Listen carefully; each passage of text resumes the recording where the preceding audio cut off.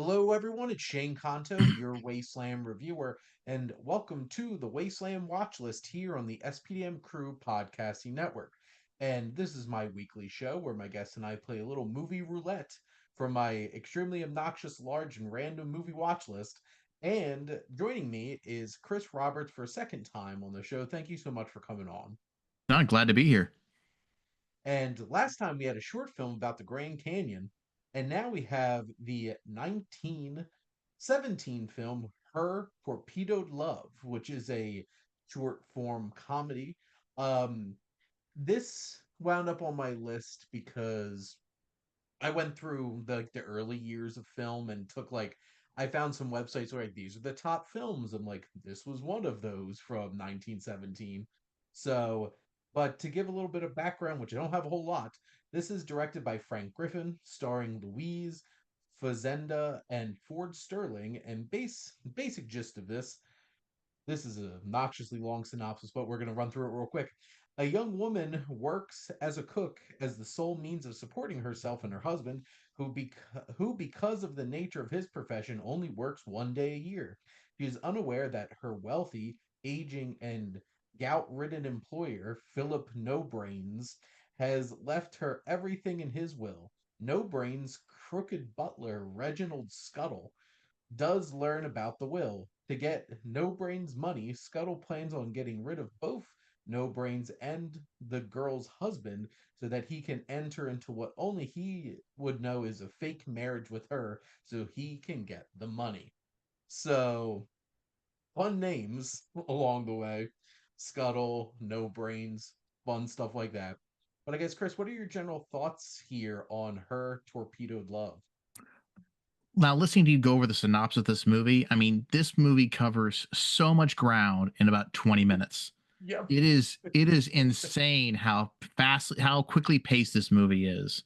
I Mhm. remember I was watching it about every 5 minutes, and it's only 20 minutes long. Every five Yeah. minutes, I'm like, it's still going. Like there's still more. How is this happening? How does it keep going? Which and it's one of those kinds of ridiculous setups and really leaning into like nefarious butler.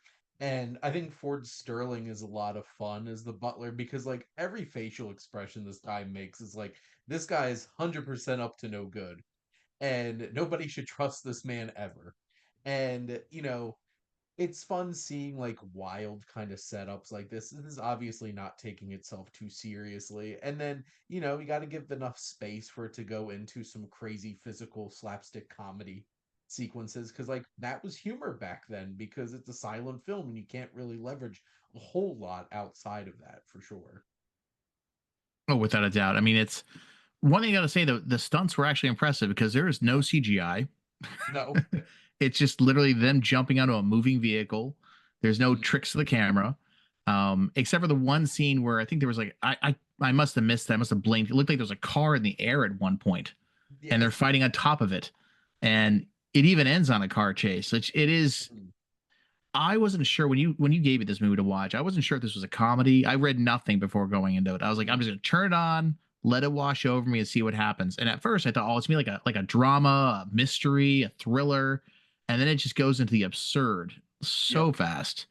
And the I was you always sort of you ask one too many questions of this movie, it starts getting more even more ridiculous. Like he's Yes. okay. His plot is the butler, who's could be the main character, I guess, is that he's trying to get the inheritance, and by Yep. doing this, he has to first kill the owner, the employer. Yep.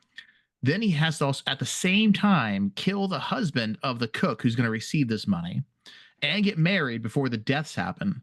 So his plan is, I'm going to send them both out on a naval voyage in an area full of pirates that have submarines that will then sink all their ships. Now, you got to say to yourself, okay, that means he's going to kill not only the two of them, but the entire ship. And the Yep. captain isn't like, yeah, we know. He sent them a telegram saying this place is full of pirates with torpedoes. We can't go in there. And he's like, no, we're still going to go. So it's like even the captain knows this is dangerous waters. Yeah, he's still going. He's taking his crew out there. Like there's this complete abandon when it comes to Yep. the safety of his crew. And but it's not meant to have those extra questions asked.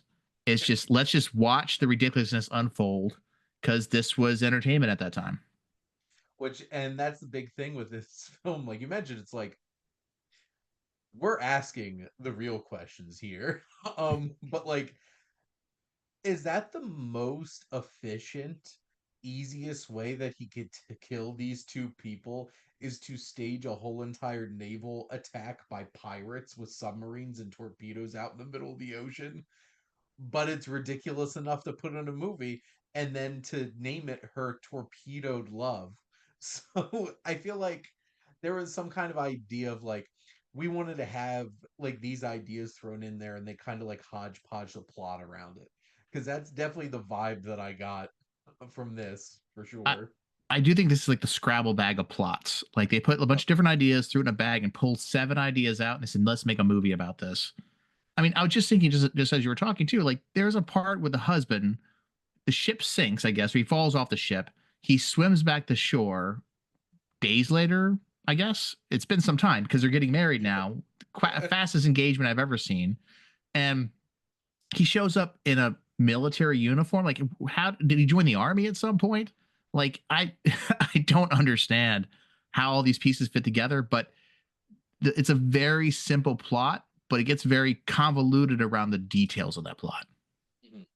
Because like at the end of the day, this butler's just trying to swindle this woman out of money.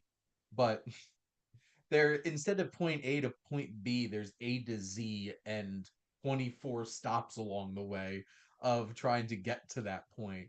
And it's basically all leads up to this like big, like I've watched a decent amount of comedies from this era at this point, and so many of them are just ridiculousness up until, well, we got 5 minutes left. Let's just do a giant slapstick parade of ridiculousness. And that's exactly what this film leads up to. You get this crazy car chase, you get all these stunts, these um effects and stuff like that. And slapstick is what you can do. It's not like you can use dialogue and throw sarcasm unless you're leveraging the title cards and stuff like that.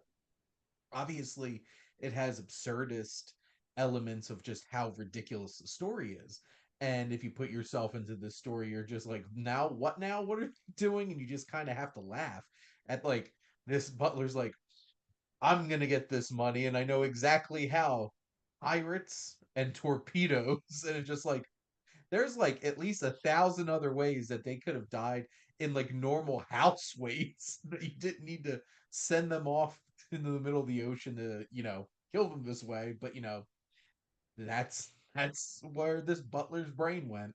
Yeah, And the employer was a good week away from dying anyway. I mean, he was the employer. He just had to set like a make the guy trip down the stairs. And there's so many other ways to kill the guy, and yeah, he just took none of them. he just didn't want to wait that week, Chris. He just couldn't wait that week.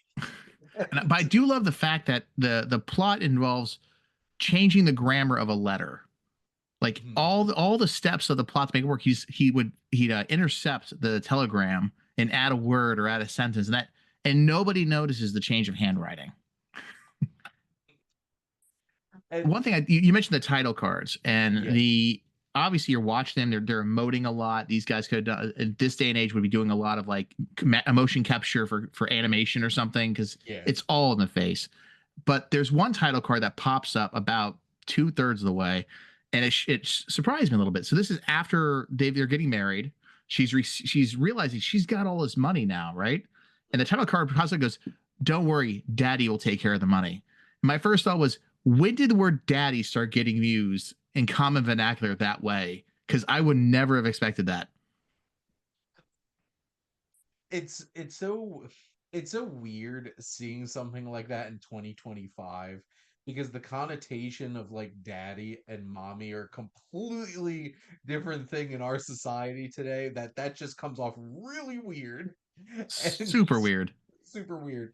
And like, was it weird for that period? It was probably just like, don't worry, your husband will take care of the money. And it's just like that kind of thing. But like, no, it's an interesting point watching old films like this in vernacular. It's just like, you want to make that joke today because that just has a whole other kind of vibe to what's going on here. But no, the more I think about this film, this makes no sense. Like absolutely none of it. And I feel like this is just like it has a crazy concept, and I think there's a lot that you can do with it. I just felt like Griffin just went with all of the most ridiculous things that they could possibly think of. Because like if you made like a story like this today, it's like he's slowly poisoning them, and like you're like doing all these subtle things, and it's like a nefarious butler who's just like mustache twirling. Now it's just like torpedoes, pirates. This is the best idea come up with. But I appreciated Sterling. I thought had a fun performance, and it's a crazy enough of idea to make some excuses to have some crazy slapstick comedy. And for a movie that's like a little over 20 minutes, you don't need to expect much more than that, do you? To be perfectly honest. What was interesting though was the version that I watched on YouTube had the wildest music choices.